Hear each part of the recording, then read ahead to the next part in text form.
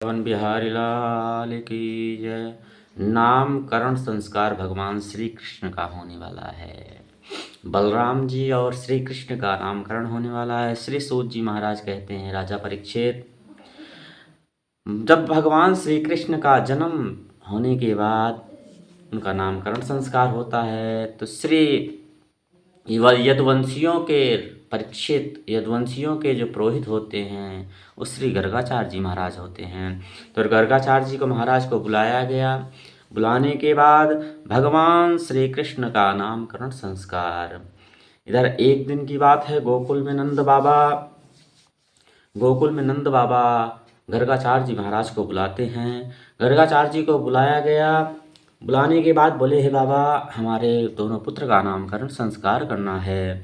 तो श्री कृष्ण को रोहिणी मैया ने ली थी, यशोदा मैया बलराम जी को ली थी, क्योंकि गर्गाचार्य जी का परीक्षा लेना चाह रही हैं कि देखें हमारे पुत्र को गर्गाचार्य जी पहचान पाते हैं कि नहीं। बहुत विद्वान है, संतों के मुंह से सुना हूँ कि गर्गाचार्य जी बहुत ज्योतिषाचार्य हैं, विद्वान हैं। आज इनका परीक्षा लिया जाता है। जब वो गोद में लेकर के बैठी, अब गर्गाचार्य जी महाराज नामकरण संस्कार करने वाले हैं, तो अपना नेत्र बंद करके भगवान श्री कृष्ण को ध्यान लगाते हैं कि भगवान प्रभु आप कितने कोमल हैं, कितने बाल स्वरूप हैं। देखिए, रोहिणी माँ के गर्भ में भगवान श्री कृष्ण हैं, यशोदा माँ के गर्भ में, यशोदा माँ के गोद में भगवान श्री बलराम जी हैं। तो गर्गाचार्य जी महाराज कहते हैं कि हे रोहिणी, तुम अपना पुत्र यशोदा जी को दी हो और यशोदा जी का पुत्र आप ली हो। तब रोहिणी मैया गर्गाचार्य जी को प्रणाम करती हैं, हे प्रभु, आप सही में ज्योतिषाचार्य हैं। आपका नामकरण करने का जो सौभाग्य हमें मिला है, जो बाल कृष्ण का नाम करने का सौभाग्य मिला है, बहुत अति सुंदर है। अब गर्गाचार्य जी महाराज ले करके जैसे भगवान श्री कृष्ण और बलराम जी का नाम रखना चाहे, क्योंकि बलराम जी बड़े हैं तो पहले बलराम जी का नाम होगा। अब स्वस्ति वाचन का पाठ किए, पूजा पाठ करवाने के बाद जैसे बलराम जी का नामकरण हुआ तो बोलते हैं कि ये बल से, इसके अंदर बल बहुत रहेगा, इसीलिए इसका नाम बलराम होगा। अब भगवान श्री कृष्ण का नाम करने चले। जैसे भगवान श्री कृष्ण का नाम रखने वाले हैं, भगवान श्री कृष्ण बोले, हे बाबा, आप सिर्फ एक ही दो नाम बताना, क्योंकि अगर आप बता दोगे तो मैया सोचेगी अरे ये रास रचने आया है। तब वह गर्गाचार्य जी महाराज कहते हैं इसका नाम कृष्ण होगा, माखन चोर होगा और गैया के रसैया होगा। ऐसे दो तीन नाम बताएं, लेकिन आगे चल करके ये बहुत बड़ा कार्य करेगा। अब इतनी बात सुन करके श्री यशोदा मैया, देवकी मैया ने कहने लगी, नंद बाबा भी कहने लगे कि हे महाराज, हमारे पुत्रों का नामकरण संस्कार हुआ। और नामकरण संस्कार कहाँ हुआ? गौशाला में करवाए, क्योंकि अगर कंस को पता चलता कि इन दोनों पुत्रों को जन्म लिया है तो कंस मरवा देता। इसीलिए चुप्पे से गौशाला में भगवान श्री कृष्ण और बलराम जी का नामकरण हुआ। अब रोहिणी गोद में लेकर के जब बैठाई थी तब बलराम जी का नामकरण हुआ और त्रिनेत्रधारी वाले भगवान श्री कृष्ण का नामकरण हुआ। इधर जब नामकरण संस्कार हो गया, कुछ समय बाद भगवान श्री कृष्ण अपने घुटना से चल लेते हैं। घुटना जब चलने लगे तो यशोदा मैया देखकर बहुत खुश हुई कि हमारा लाला आज घुटमुन घुटमुन चल रहा है, बलराम जी घुटमुन घुटमुन चल रहे हैं। अब घुटमुन घुटमुन चलने के बाद कुछ समय के बाद जब भगवान श्री कृष्ण अपने पाँव से चलने लगते हैं तो यशोदा मैया बहुत खुश होती हैं। उसके बाद कुछ खुश होने के बाद सब सारी गोपियाँ देखने आती हैं कि आज लाला अपने पाँव से चल रहा है।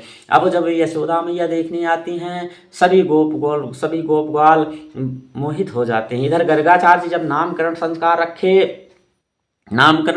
रखने के बाद गर्गाचार्य जी भगवान श्री कृष्ण को देखते ही अंदर से विभोर हो जाते हैं। एकदम भावना आ जाती है कि प्रभु साक्षात दर्शन देने आए हैं। प्रभु के चरणों में बारंबार नमस्कार करते हैं, वंदन करते हैं, प्रणाम करते हैं। गर्गाचार्य जी महाराज, इधर गोपियाँ आकर के भगवान श्री कृष्ण से मिलती हैं, देखते ही मोहित हो जाती हैं कि हे माखन चोर, हे माखन चोरैया, तुमने मुझे दर्शन दिया, मेरा जीवन कृतार्थ हो गया, मेरा जीवन कृतार्थ हो गया। उसके बाद जब भगवान श्री कृष्ण थोड़े बड़े हुए, गैया के जा करके थन में दूध पीने लगते हैं और बच्चा को ढेल देते हैं, गैया के बच्चा को ढेल देते हैं, गैया दूध पी लेती है। इधर गोपी जा करके यशोदा मैया से कहती है, माँ कन्हैया जा करके बच्चे को हमारे ढेल देता है, हमारी गैया दूध पी लेती है। अब हमारी सासू माँ बहुत हमें डांटती है, कैसे गैया बांध दिया, ये है। अब यशोदा मैया बाल कृष्ण को डांटती हैं, लाला ऐसे नहीं किया जाता।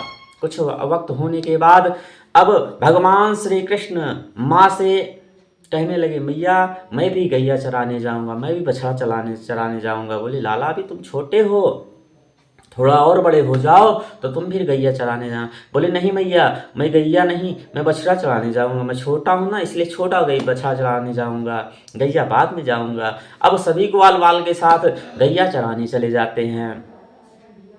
वहाँ जब गैया चराने जाते हैं तो गैया चराते चराते कुछ वक्त होने के बाद गैया के साथ बछड़े भी ले जाने लगते हैं। गैया चराते चराते वहाँ पर जब भूख लगती थी, यशोदा मैया कन्हैया को टिफिन में दे करके और भोजन की पठे देती, जाओ लाला इसको तुम खाना।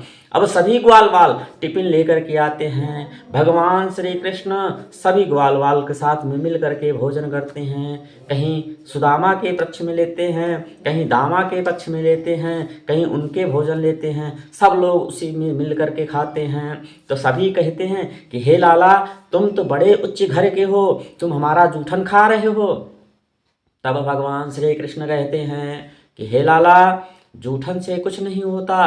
भगवान श्री कृष्ण, हम यहाँ पर भगवान श्री कृष्ण स्वरूप हम नहीं हैं, हम तो आपके एक परिवार सहित हैं। क्योंकि कहते हैं, भाव का भूखा हूँ, भाव एक ही सार है, और भाव से भज लो मुझे, भव से बेड़ा पार है। मैं तो भाव देखने आया हूँ। भगवान को जो भाव सच्चे मन से लगाता है, भोग सच्चे मन से लगाता है, उसका बेड़ा भव से पार हो जाता है।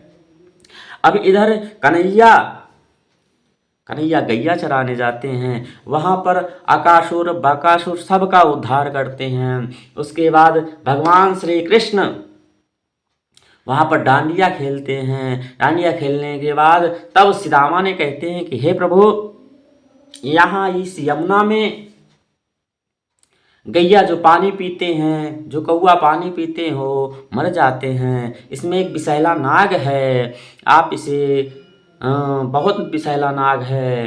तब भगवान श्री कृष्ण अपने मन में सोचते हैं, ये इस नाग को ये यहाँ से दूर करना पड़ेगा। अब भगवान श्री कृष्ण गेंद खेलते खेलते खेलते खेलते भगवान श्री कृष्ण फुटबॉल को यमुना जी में फेंक देते हैं। जब यमुना जी में फेंके, अब सभी ग्वाल वाल कहने लगे कि हे कन्हैया, तुम हमारे बाल लेकर के आओ, हमें बाल हमारा वापस करो। अब श्री कृष्ण कहने लगे कि ठीक है, मैं आपको बाल ला करके देता हूँ। अब श्री कृष्ण भगवान कदम के वृक्ष पर चढ़ करके और यमुना जी में छलांग लगा देते हैं। जैसे यमुना मैया में छलांग लगाए, अब नागराज सो रहे थे, उनकी जो पत्नी उनके पास खड़ी थी। जैसे भगवान श्री कृष्ण गेंद को हेरने के लिए यमुना जी में कूदे, यमुना जी में प्रवेश किए। अब नागरानी सब कहने लगी, हे बालक, तुम यहाँ कहाँ आ गए हो? नागराज के विषैले मुख से जो झाड़ निकलता है, अगर वो निकलेगा तो तुम भस्म हो जाओगे, जल जाओगे और तुम्हारा जीवन समाप्त हो जाएगा। भगवान श्री कृष्ण कहने लगे कि मैं इस कालिया नाग को, इस विष से श्रापित है जो, उसको दूर करने के लिए आया हूँ। अब न भगवान श्री कृष्ण नहीं मानते और कालिया नाग को भगवान श्री कृष्ण उसके पूंछ में एक लात मारते हैं जोरदार। अब कालिया नाग जैसे जागता है, भगवान श्री कृष्ण के ऊपर प्रहार करता है, अपने पूंछों से प्रहार करता है। प्रहार करते ही भगवान श्री कृष्ण उससे बचते हैं। बचने के बाद सभी जितने वहाँ पर ग्वालपाल थे सब दौड़ते दौड़ते यशोदा मैया के पास पहुँचते हैं, नंद बाबा के पास पहुँचते हैं कि हे बाबा, आपका